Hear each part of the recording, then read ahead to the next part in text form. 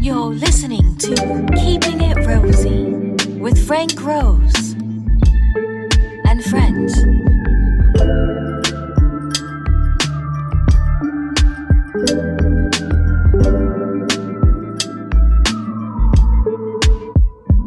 Hi guys. It's been a minute. It's been a little longer than usual. The last episode, you guys are probably wondering how my wife is doing. How's Rebekkah doing? Let's rip the Band-Aid. Let's get right into it. This sucks. Unfortunately, my wife passed away. A little moment of silence there, you know. This episode may not be as funny as usual. But we keeps it rosy. And like my pastor likes to say, Frankie, that's your superpower. You find the funny in the darkest things. And, you know, I take that as a blessing. It's helped me. You may still laugh because you have a sense of dark humor. I definitely have been entering the dark humor side. You know what's one thing you said at the funeral? You were like, man, the next episode of the podcast is going to be real, or it's going to have some literally juicy things in it. And I was like, oh my God, Frankie, not the time, Frankie. You know, I'm always Mr. # too soon. It's, you know, I actually, shout outs to Hector. We used to joke around when we were in New York. We used to low-key talk. We called our crew too soon boys, you know, because our jokes are always too soon, you know. It's like 9/11 just happened and we're like, hey, yeah, let's not go there. But you know what I mean? Yeah, I was actually watching this comedy special, and the guy's British, and everyone who's British always say like they don't really have a soul to begin with. But he was like, he essentially ended his bit with laughter or comedy is not the opposite of sadness, right? So like, right, people would say the opposite of sadness is happiness, but like laughter does not equate to happiness. And so like, even though it can bring up this like, wow, like moments of joy, like people are like, oh, that's fucked up that you laugh at that, like this is a somber moment, but yeah, sometimes it's like what gets people through, you know? Dude, okay, because now a lot of shit makes sense in my head because I've laughed surprisingly, man. Like, guys, like I don't even know if we want to go there. If we do, we do. I don't really care. This is my pod. This is my safe space. I'm with my family. You know what I mean? Introductions. We already know Anheuser-Busch is the new intern because Dan is handling his marital problems. Apparently. Just kidding. Oh, no. Shout out to Dan. We love you. You keep it old fashioned and classy. I'll buy you a drink for this. I'm sorry. Okay, maybe I have to buy him a bottle after this. Sorry, let's be honest. Always the lady of the pod, Marcella, aka Mars, aka Mars from Air, aka what's up, Marcella? Hey yo. And that's her classic fellow. AKA Season 2 Marcella. AKA Season 2 Marcella. We're unofficially on Season 3, guys. This is unofficial Season 3 of Keeping It Rosy. And we couldn't do this without our producer, our chief editor, Ed who? Ed Sue. Ed me. Why did that sound sexual? I don't like that. Oh, Ed me. Like, Ed me. Yeah. You don't want to get Ed me too, though. No. I don't think my mic is on. Let me check. Yes, I hear you in my headphone. Okay. Come on, producer. Damn. Sorry, don't worry, we have an intern as a backup. He knows how to make blue sounds. What if we edit it right here, that the intro, and then it cuts off? Like, see, he did it. He should do the intro live one of these days. And just play it. It's true. You know what? When we take this to the next level, we'll have him making beats live part of the show. It'll be like the house band of the show. But instead of the roots, we just have him just making beats like... He'll have his corner, you know, with the band. No one copy this. This is our idea. Keep it Rosey, all right? That's season 4. No, that's season 3. Oh, okay. That's 3.5 though. Oh, okay, You know, okay. it's At like, the end, okay, it's okay. like the mid-season finale. Speaking of seasons, my life has felt like the craziest HBO series. Oh no. And I'm laughing, and it's okay because apparently it doesn't mean that I'm disrespecting a somber moment or I'm not sad.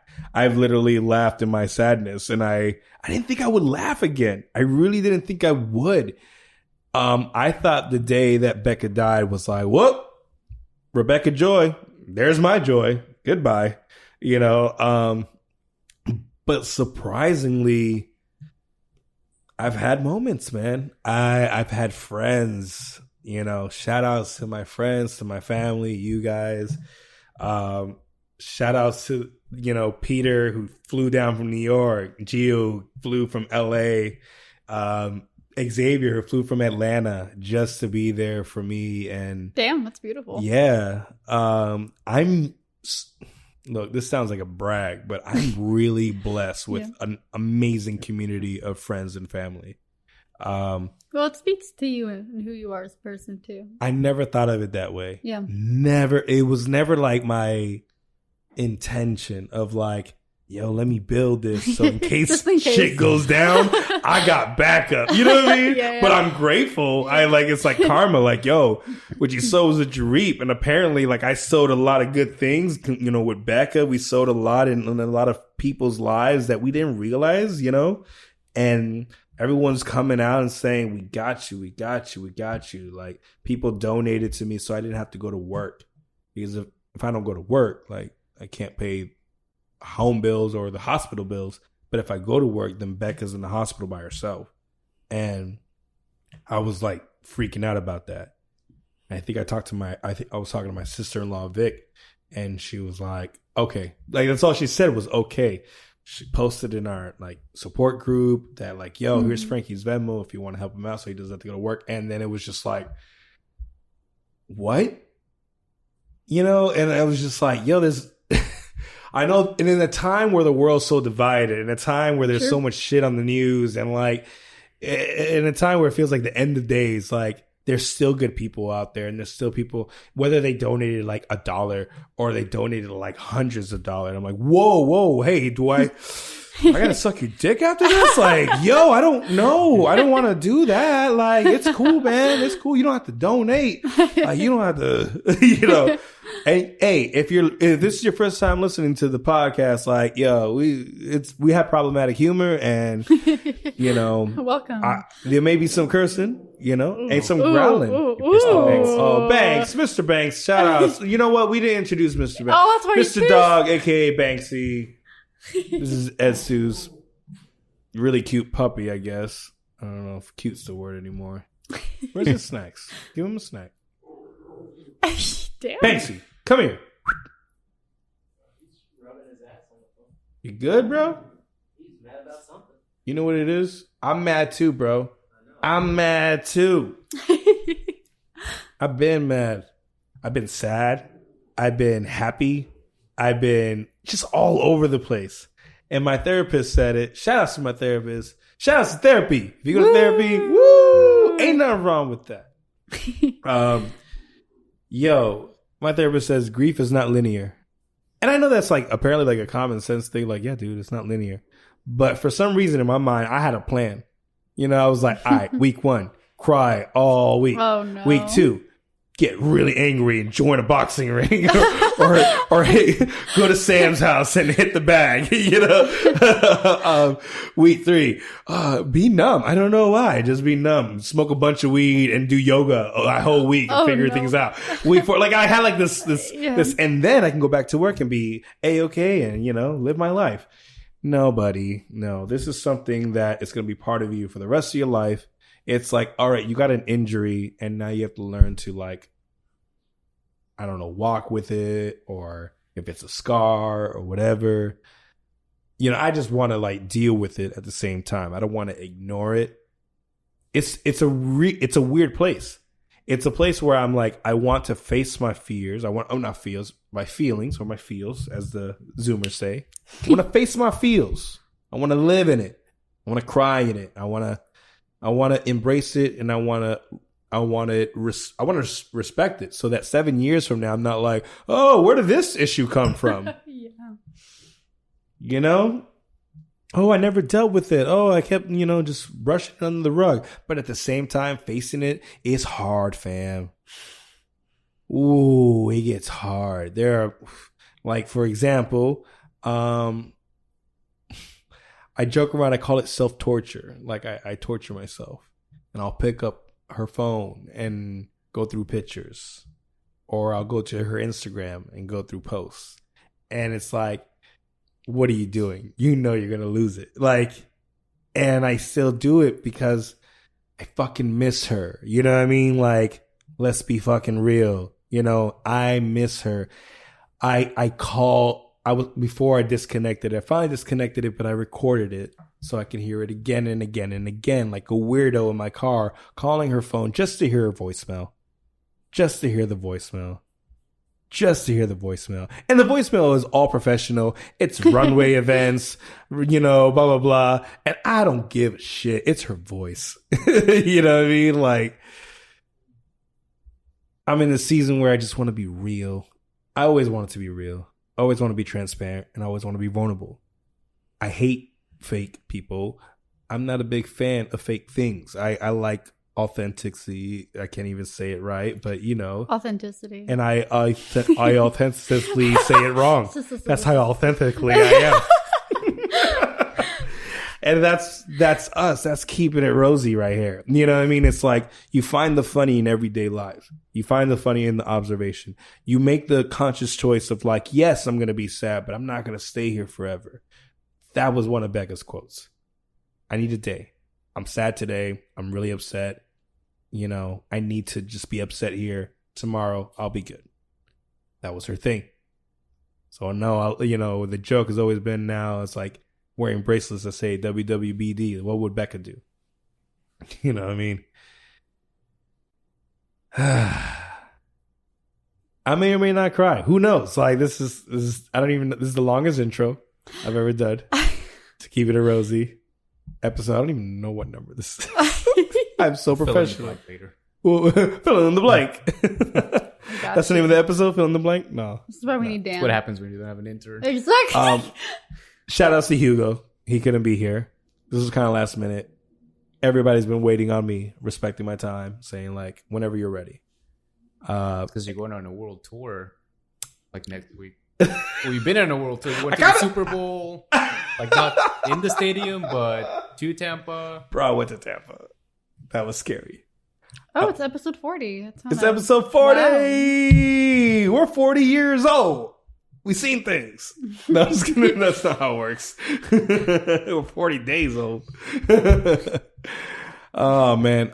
Tampa. I was in downtown Tampa. Oh, shit. You were there? On Saturday night. Mm-hmm. The game was Sunday. Went to hang out with a buddy of mine. Shout outs to Phil Porto. Dope photographer. And we went to the NFL Experience, and apparently they do that at every city where they do the Super Bowl. And the lines were like hella long, so we didn't do it. But I didn't understand what it was. I don't really follow NFL like that. I'm like, go Giants. Woo. Yay, sports. Yeah. Super Bowls, I love. But I'm the guy who's like commercials and halftime show. I guess I'm the girl. Yes. Did you like the halftime show this year? I mean, here's the thing. My standard or my bar for the halftime show was very low. I'm like, it's a pandemic. You're not going to have a crowd. I guess that's true.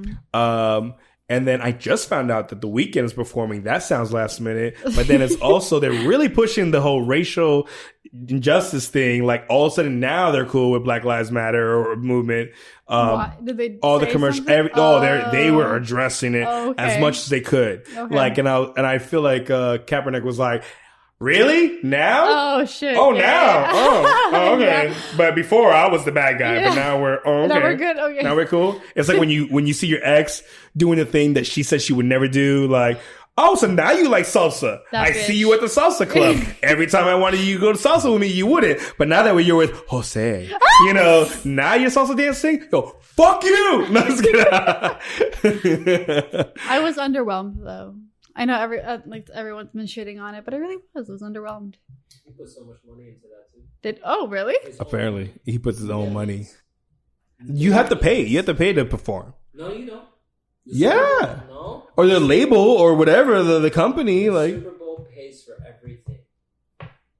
Yeah. This is why we have an intern. Because it's called the Pepsi halftime show. Exactly. So I guess So Pepsi has paid? something to do. Yeah. but So- why did the weekend pay if he didn't drink enough Because Pepsi? He said he wanted to give the. He had. he He was said he wanted drinking to give Coke. the audience an experience, and I don't. couldn't know feel if his this- face 'cause he don't was quote drinking me on Coke. this, but I heard he gave $7 million of his own money. I've actually heard something like that as well. Pretty sure that was the exact number. Rumor has it. That's what we need. We need that on the soundboard. That's such a good soundboard. Rumor has it. That's a new segment for season 3. That'll be our allegedly section. Just don't sue us. Yeah, no sue. Rumor has it. Rumor has We had it. our own version. Exactly. Before I forget, I got Valentine's treats for everybody. You got Valentine's Oh. pictures? No The way. intern. Ed, what? Oh my god, bags of candy. Look at me. Nerds. Okay, it's just bags of cocaine that Ed gave us. No. For the listeners, imagine bags of cocaine. Baby cocaine, that There is. is some crystal in there, though. Baby cane, aka just AKA good old nerds. fashioned gummy bears. Ed, this is so cute. He even thinks 20 years from now the way drugs are going legally. I feel Right? like Baby cane. I feel like we're bad in elementary school, like when they passed out those like candy bags. Those were the best days. Thank you. When Ev. everyone them had a back. Valentine. Wow. Aw. Aw. Remember when life was easy? Yeah. Oh my god, I just stuck my mouth full of gummy bears. And I'm There's a lot of weed in the gummy bears, so just eat one. Wait, what?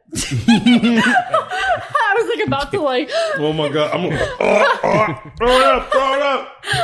Or no, we're like, here we go. You're taking care of me tonight. I had the worst edible experience of my life recently.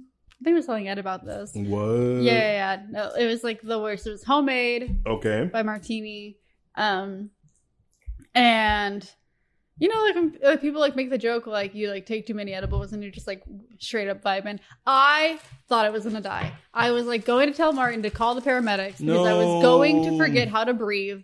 Like it was the worst experience of my life. You forgot how to breathe. I was like counting in my head, like inhaling, all right, 1, 2, now exhale, 1, 2. Like that's No how fucking bad it way. was. It was like a mental patient, bro. That sounds horrible. It was. It That lasted reminds me like of an the hour. time Becca did edibles and she felt the need to have to jump out of the balcony. She didn't do it, but she was telling me. She's like, she looked at me and she's like, I don't know why, but I feel like I need to jump out of the balcony. I don't want to, but why do I feel like this? Why do I feel like I need to jump out of the balcony? I'm like, babe, do you understand what you're saying? That doesn't. Let's look at it Did you lock logically. the door?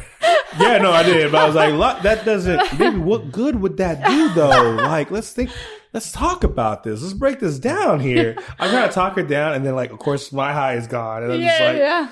oh my gosh, I'm babysitting her all night. Fuck, that's how Martin was. He was just babysitting me the entire night. But you know, that's love. That's what love does. Facts. That Love is babysits. Remember that. That's Some babies. love babysits. Some mom is like, "Yay, man! Reach, Frank." Is that the title of this episode? Love babysits. Oh, Oh, cute. yeah, but it also seems like, oh, is that what you felt? You were babysitting? Yeah, no. Yeah. Yeah, man. I don't know. So you had a nasty weed experience, edible experience. I have. I did. So have you been, Ed? Yeah, good, busy with work, personal stuff, setting up this new studio for the podcast. Yeah, Wow. new studio. We're not at the kitchen. We're at the new studio. Oh yeah, literally. I get it. Yeah, we're in the studio now, guys. Yeah. We got candy in our mouths and mics in our mouths. In your Where are mouth. we going next? I don't know. I feel like I like try to keep up with you sometimes, like through social media, and I don't know how the fuck you stay so productive sometimes. So I feel like just recently I have zero motivation to do anything, which, like, if you know me, like, that is so the opposite of everything I've ever been in my entire life. I've always been such a go-getter, like, so motivated to do things. And recently I can't find the will or the motivation to do fucking anything. I'm so bored by everything. I'm unenthusiastic by everything. I'm like, how the fuck does Ed get up all the time so early to, like, get work done? Yeah, how do you do that? What motivates you? Was it because the you coffee, the lion's mane extract that I put in the coffee, drinking a lot of water? Is it because you grew up poor? Problematic. So the joke is that whenever he tells me about a show from like an HBO, I'm like, nah, I don't have HBO. I'm poor. I don't have cable. I'm poor. He does. I'm like, yo, have you seen the show? Nah, bro. I'm Frankie, poor. there's this show you need to watch. It's called Warrior. It's like Boardwalk Empire meets Jackie Chan meets Bruce Lee. No. So Ed's been mad because I've been trying to get him to watch a show called Warrior. Yeah, every time we say Warrior, I have to do a shot. Huh? That's a new game. So I've been telling him about the show. If you haven't watched it, I highly recommend it. That Sam put me on. Actually, yeah, Sam told me about it. And then I told Dennis, and Dennis has been watching it. And like, I've been trying to tell everybody because I need people to talk about it with, because it's dope. It's based off Bruce Lee's writings. I think it's like what he originally wanted the show Kung Fu to be. And it's it's Boardwalk Empire meets Gangs of New York with Bruce Lee fighting choreography. Perfect. And I'm Frank Rose, and I approve this message. So please, Warrior, sponsor me. Sponsor the podcast. Are you good, bro? Got scared? Shots outside. You said you heard shots. You heard gunshots? We live in downtown. That's how we do. I ain't scared. I seen things. Now I can actually I mean that. You can say that. I always jokingly go, like, when I have a client who's really young and they get surprised, they're like, how old are you? I'm like, I'm 34. And they're like, what? I thought you were like 24. And I'm like, thank you. I've seen things. I always do that weird, like, I've seen some things. They're like, wait. They get an uncomfortable laugh, And so now it's just like, now I say that, I'm like, no, I've seen things. Like, do you think that makes you more like empathetic to like the world and like the struggles of the world? Like, do you feel like you understand life better? Yo, I'm glad you said that. Segue. Sam and I were just talking about this before the show. The other night while I was in Tampa, I was wearing my sunglasses, but at night. And I used to like look down at people who do that, like, oh my God, you douchebag. Like, what are you, Blade? Like, why do you have to wear sunglasses at night? Like, oh, you're that cool? Wow, man. I hope you bump into a pole. Like, my stupid. That was me. BC, like. BC. Yeah. Or I don't know, BC before COVID. Yeah. But after now, like, I get it. I get why people wear sunglasses at night. Like, I was just like, no, yes, I'm not trying to. Wait, why do people wear sunglasses at night? So we summed it up to this: privacy. Okay. Like, and a lot of weed smokers, we don't want you to see our bloodshot eyes. We want to like zone out, be in that moment. If we want to be sad, we're sad. If we were happy, we're happy, and we don't want distractions. I felt like wearing the sunglasses at night was just like, I'm in the zone. I'm in the moment. I'm focused.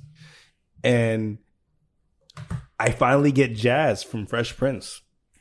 Or just jazz in general, right? From Fresh Prince, DJ Jazzy Jeff. Man always wears sunglasses. And I'm like, yo, I get it. Like, so, yeah, I don't know if that answers your question. It does. It's interesting because you were already such an empathetic person, like, beforehand anyways. And so if it's, I don't know, like, there's something like I crave is to be able to see where the other person is at, right? Because sometimes, like, I have my mentality, and like, even though I can think you're wrong and I disagree with everything you're saying, like, I still want to be able to at least see where you're coming from and to maybe like understand your humanity a little bit better, right? Like, the root of you is probably not evil at the end of the day, right? Exactly. Unfortunately, sometimes I look at that as my curse because it's so easy. And it comes off naturally for me to try to put myself in other people's shoes and like always look at everyone like at the root of everyone, they're not evil. And sometimes that's not good, you know? Yeah, I get that. I've been fucked over by people before. You know what I mean? Yeah. But now going through this, it did heighten it. Yeah. Now, before I can watch shows and it's just like, word. I'm watching Warrior. Yeah, Ed, I'm watching Warrior. And there's a scene where I just watched Warrior. One of the characters got jumped. And now he's in the hospital in a coma.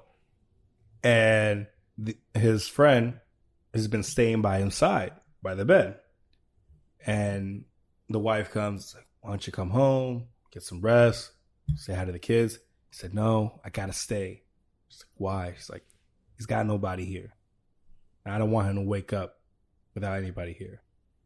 And I'm like, you freaking show Warrior. You were supposed to be my escape. Now you're taking me back to me being by Becca, my late wife, side, making sure that someone's there because, like, I'm her family. You know what I mean? Like, that was the only scene. Everything in the Kung Fu came back and I was like, yay! You know, but yeah, man, it's just like now even shows I have to be selective. You know what's weird? I don't think anyone's ever shared this, but I shared this to a friend of mine. I was like, you know what's a trigger that I'm finding right now? Is babies or like toddlers that can't talk yet. Hear me out.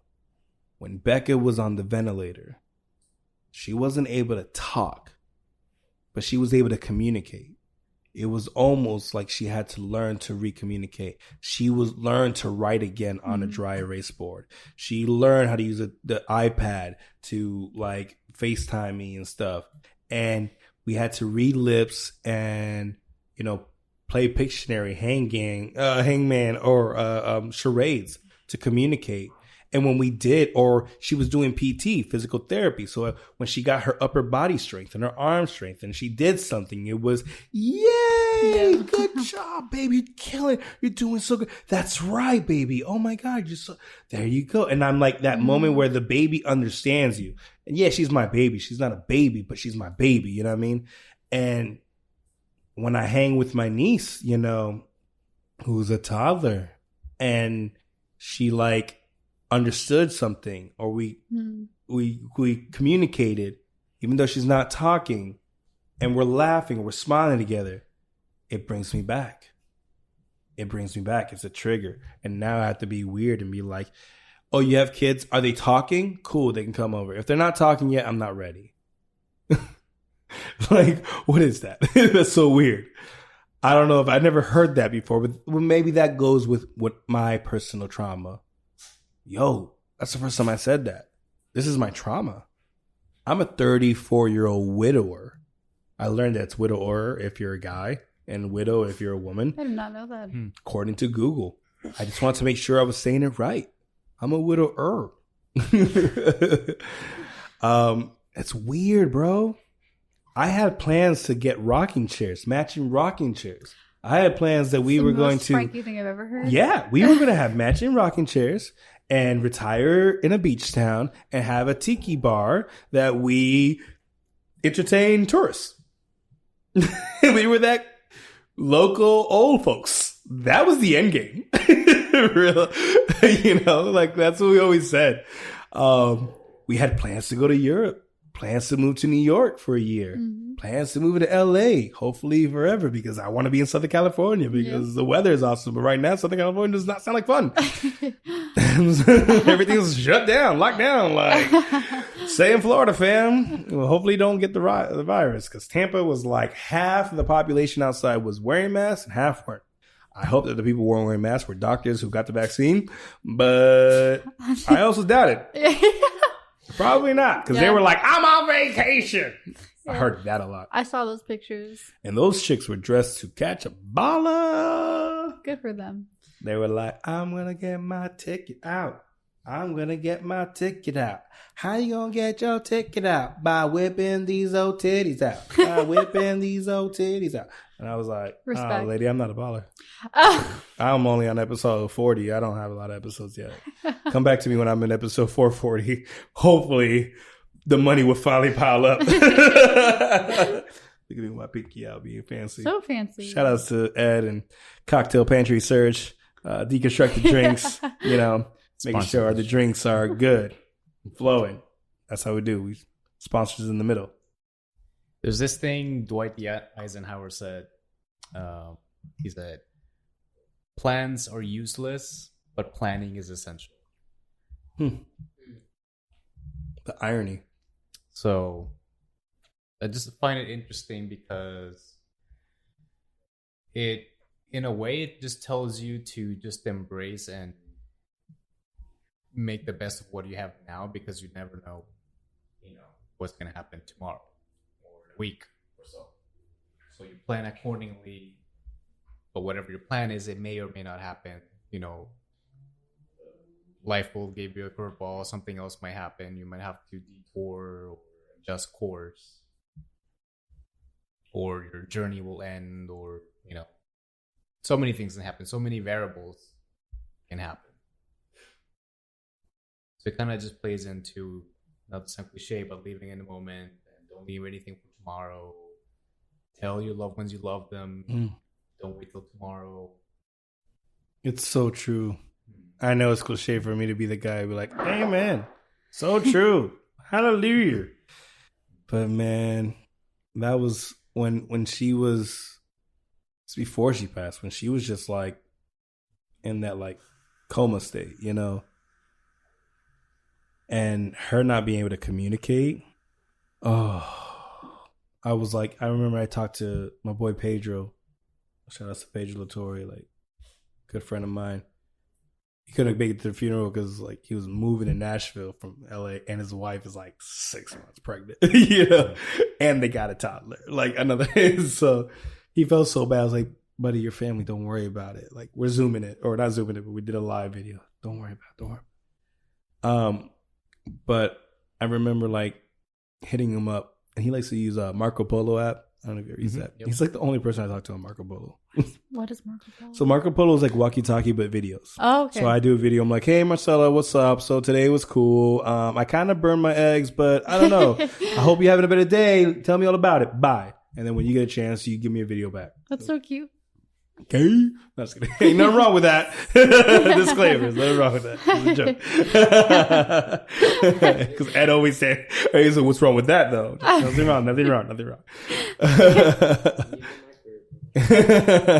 So we, I sent him a video, at the garden at the hospital. And I was just like, bro, man, like, I remember just being like, hug your wife, man. Just hug your girl. Tell her you love her. I wish I could hug her. I wish she could hug me back right now, bro. Like what I would do for this, man. And what'd you call it? I hope he's not mad. But he opened up to me a little bit, and he basically like said, bro, I needed to hear that from you. Cause like not that the marriage is in shambles or anything, but they just got in a fight, or like every relationship, you get into a little tad or whatever, and then he's probably huffing and puffing in his own corner, and then he gets a video from me, and I'm like, bro, hug your wife, you never know, blah blah blah. And he's like, what am I doing being upset right now? What am I doing in this fight? This is stupid. And like, that's great, that's great that I was able to help someone else in their relationship and their marriage and stuff. And there's my pastor was encouraging me, and like, because he asked permission. He's the type of dude who's like, if you want to vent, just vent. If you need me to listen, I'll just listen. If you want me to talk, I'll talk. You know, if you want my opinion, I'll give you my opinion. So I was like, all right, I want both. I'm greedy. I want you to listen. I want you to hear all this. And I apologize if I curse, and all the disclaimers.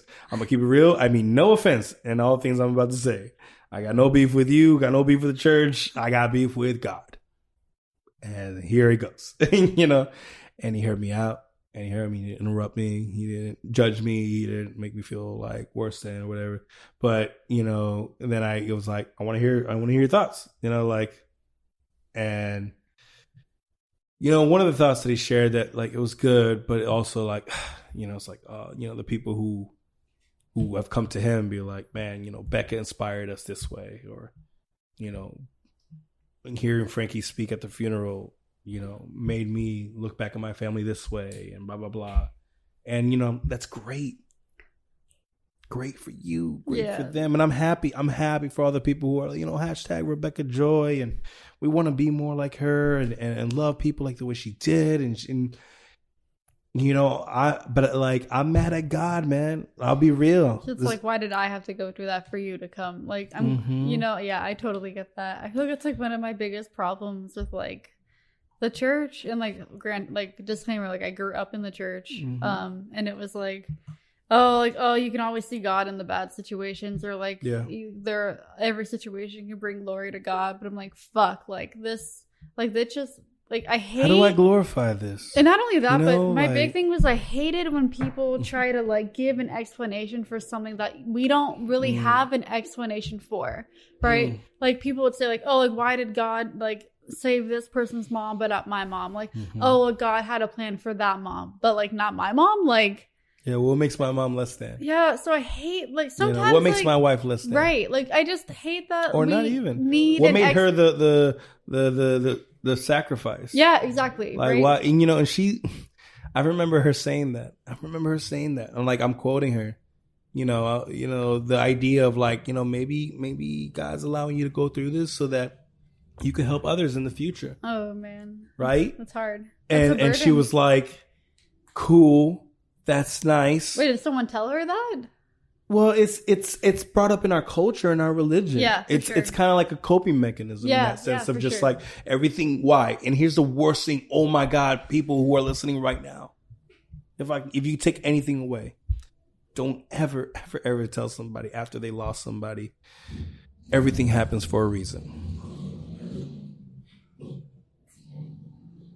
You probably already know that, but just in case you didn't hear, because we live downtown, don't ever tell somebody after they lost somebody, everything happens for a reason. That's like, and you probably didn't know that. I didn't really understand that till I was on this side. Now that I'm on this side, I'm like, ew, no. Like, what's the reason? And you can't tell me the reason. So don't tell me that everything happens for a reason. You know what I mean? How about... And honestly, even though it became cliche, but I respected it and I appreciated it more. I wrote in backspace so many times. I didn't know how to say this, but I'm sorry for your loss. You know what I mean? Like thanks for being honest and transparent and being like, look, I just wanted to let you know that I'm in pain for you, but I just don't want to say the wrong thing, and I'd rather not say too much just to like not say the wrong thing.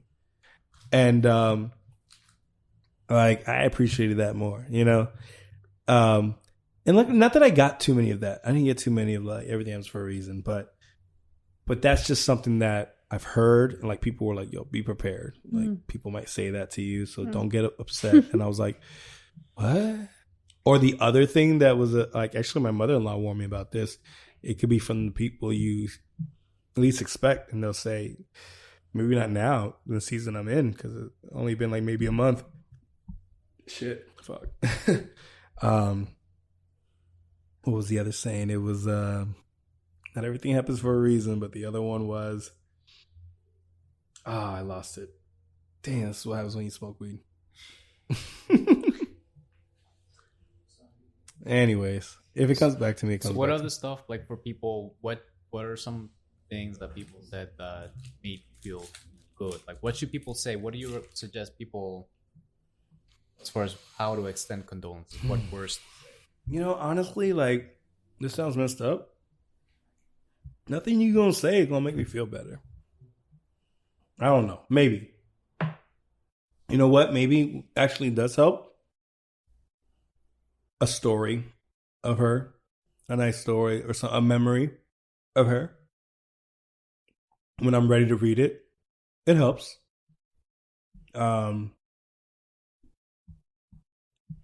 Just the classic sorry for your loss. Thank you. But don't drag on. That's the thing. It's one thing was like, I'm so sorry for your loss. Thank you, appreciate it. You know, if you need anything, I'm here for you. Thank you. But then you follow up with, you know, I can only imagine. And you know, if it was me, I just know, yeah.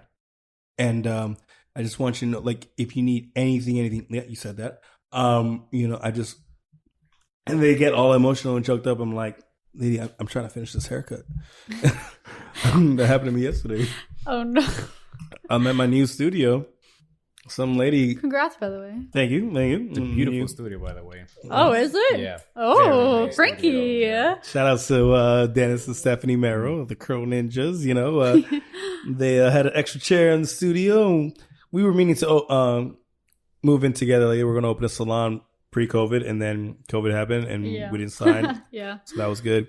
And originally, I was going to move over there, and we were going to start this whole new salon. We had this new concept, and it was super exciting. But everything full circle. We're finally together, but, you know, in a smaller spot. But it works out, and it's great. It's been a good, like, week. But some lady gets to recognize me and was tapping the window. I was like, what the heck, Colonial?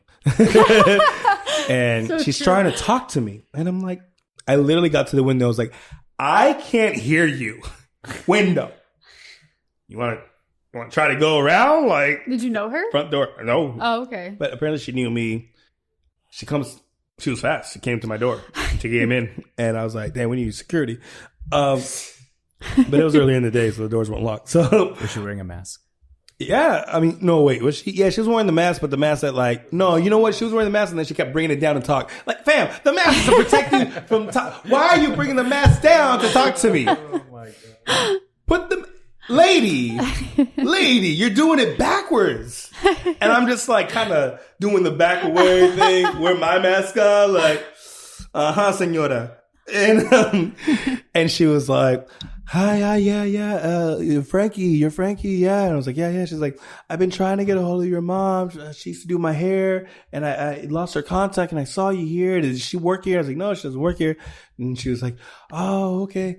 In the middle of your appointment. She's like, and she's apologizing. She doesn't realize it's my brother who I'm cutting. Oh, okay. And so she's like, I'm so sorry. And he's like, my brother's like, yeah, it's okay. I'm like, no, it's not okay. So I was like, let me give you, I like cut her off. I was like, I'll give you my mom's number. You can call her and then you can book with her. Okay. Awesome. Here you go. You ready? 3, 2, 1. 3, 2, 1. You ready? 6, 3, 2, 1. There you go. 6. Mm-hmm. Yeah. Anyway, she gets the number and now she's like, you know, and then I guess she knew, like, it's out there, you know, she's like, also, my condolences. I'm so sorry. I'm so sorry for your loss. I was like, yeah, thank you. Appreciate it. Yeah. And then it's just like, she didn't leave it there. She had to keep, like, you know, like, just emphasizing how sorry. That's some Latin shit, though, right? Yeah. Oh, yeah. Absolutely. 1,000%. If I didn't say she was Latina, yes, she's very Latina. I guess knew. She's from my old Spanish church I grew up in. Like, I guess she knew me, but I didn't know her. Like, you know, and so, you know, and also, here's the thing, like, I don't want to sound like a dick. Like, you know, there's people showing empathy, like, towards me. And I get it. But here's the thing. When people come out of the woodworks that you never really talk to, and they're like, yo, I'm here for you. You can call me at any time. Whatever you need, I'm here for you, fam. And I'm like, I don't take this the wrong way, but in the middle of the night, if I was freaking out, you would be the last person I would call. I mean, I think I would call my brother before I would call you, or my mom or my dad, or, you know, I got boys. I got homies, you know? But at the same time, it's, you know, they're coming at a place to just like, look, I'm just letting you know, in case I'm here too. And like, I appreciate that. But if we didn't have like a deep relationship before, what makes you think we're going to have a deep relationship now? If the deepest conversation we had was like, what kind of highlights you like? And now you expect me to be like, this is how I'm mourning my dead wife. Yeah. We need to build up to that. Yeah. You know what I mean? We need a foreplay before. The only reason why my pastor and we talk on the phone on a regular is because like we talked before on a regular before, you know? The reason why I can be this real with you guys and transparent because we talk like this on a regular, you know? Like, you know what I mean? Like Sam and I during the pandemic, man, our FaceTime could have been a whole series. Like we FaceTime like almost every day and it was just like, it was like a weird show. Like Odd's Couple was like through its Zoom. own podcast. Yeah, its own little podcast, right? And Ed and I live in the same building. I mean, like doing the whole locker room talks in our balconies. So like, again, going back to what I said earlier, I'm blessed. Thank God I'm blessed. I'm so grateful. I am totally grateful for that. But I just found that interesting, and I felt like this was a place to share that, you know? Like, hey, we weren't that close before, and you expect that we're going to be really close now? It's going to take some time, baby. It's almost like they're doing it for them to make that rather than you sometimes. I feel like a lot of people do that sometimes. I hope not. That sucks. If that's the case, like, really? You think about you right now? Well, to be honest, I don't really believe in altruism to begin with. Like, why do you do things for other people? Is it to really make them happy, or is it because like making them happy makes you happy, you know? But that's a whole separate conversation. But I had like a final thought, I guess, on what you were saying before. It sounded like a little story, but I was presenting this project for our group, and at the end, like, there's question time, and the CEO of our company like goes and like asks me this question, like, oh, like, do they do this with this material? And I, like, he's the CEO, and I want to like look impressive, and I'm like, yes. And then he like could tell I wasn't sure of my answer, and then he just goes, I hate that scientists do this. Like, if you don't know something, like, it's okay to say I don't know. And like, this happened like 3 months ago, but I've not been able to like stop thinking about that, because yes, that's true in my field, but that is true in so many other ways in humanity. Like, we feel like we need to put an answer to everything, when in reality, like, there is space to say I don't know, and there's a comfort in saying I don't know, and that we just need to be okay with that. Facts. Yes. Dang. Preach. Right. It's like it goes along with it's okay to not be okay. Yeah. You know, and it's okay to say I don't know. You know, like, people. The other weird question is, how are you? You know what I want to say to every time someone says, how you doing, or how are you? I want to be like, all right, pretend that you're married and you lost your spouse. Imagine that. Yep. You got it. That's how I am. Like, come on, man. That's the wrong question to ask. But at the same time, it's a daily thing. Every day is a new day. You know, taking it one day at a time. How am I today? It's not even how I am today. It's how I am in the moment. Before I got on the pod, before I was recording, no, I wasn't feeling up to it. Now I'm good. Maybe after this, I'll be sad again. I don't know. I'm ready for it. But it's okay not to have the answers. Yeah, it is. It's okay. If anything, it's more harmful to try to come up with an answer just to like fill in. Why. Yeah, just to fill in the space. Because like, therefore, like, you're no longer allowing yourself to be in that empty space. You're like just putting fluff in there. Yeah. That may or may not be true, or have substance to it. Damn, we learned a lot today. This was a good episode. This is a good welcome back to Keeping It Rosy. We're literally keeping it rosy. I'm literally living it. You're preaching. Right? By your words. That's the thing. We said it. We were like, yo, we came up with this concept, this podcast, and we were like, when life gives you lemons, always remember to keep it rosy. Follow us, like us, subscribe, whatever. Tell a friend. You know, do the thing. Do the things that you're supposed to do if you support and believe in the podcast. Go to keepitrosy.com. Get a t-shirt, get a sweater. It supports the bills. It helps pay for bills, especially medical bills. You know, keep it rosy. Yay! Blue, blue, blue, blue, blue. Thanks for listening. If you enjoyed, please subscribe. It helps us pay the bills. And remember, when life gives you lemons, always keep it rosy.